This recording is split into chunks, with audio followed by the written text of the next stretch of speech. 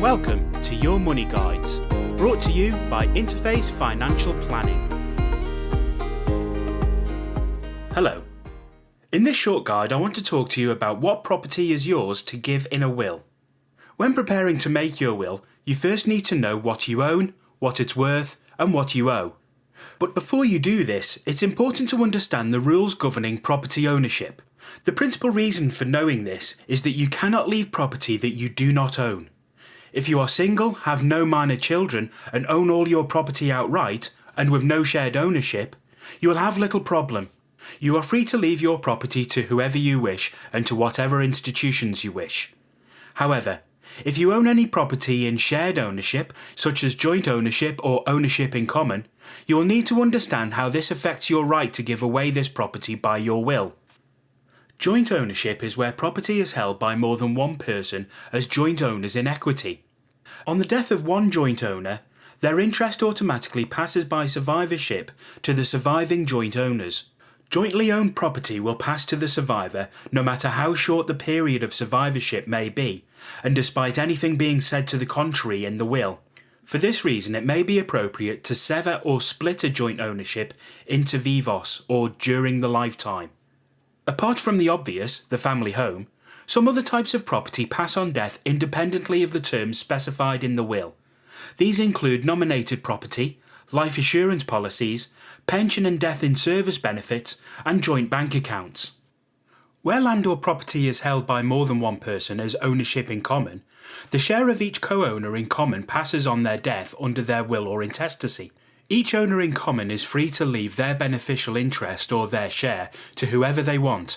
However, this can cause problems for the survivor, particularly in the case of matrimonial or family homes. The surviving spouse or partner could be forced to sell the property to settle the gift entitlement to the beneficiary.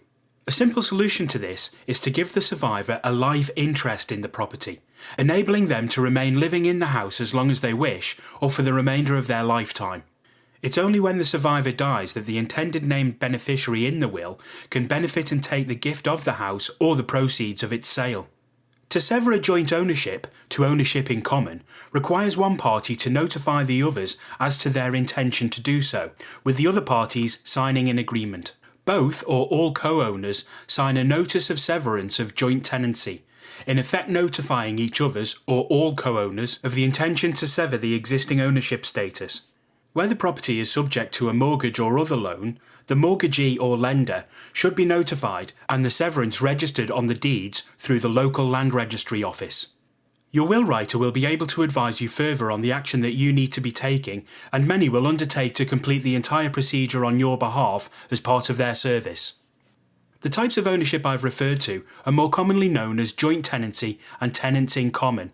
It's for ease of understanding that I've used the terms as joint ownership and owners in common. So to recap, with joint tenants, the property passes to the survivor regardless of instructions in the will, and the property will pass irrespective of survivorship period. And with tenants in common, you have the ability to gift your share of the property upon your death.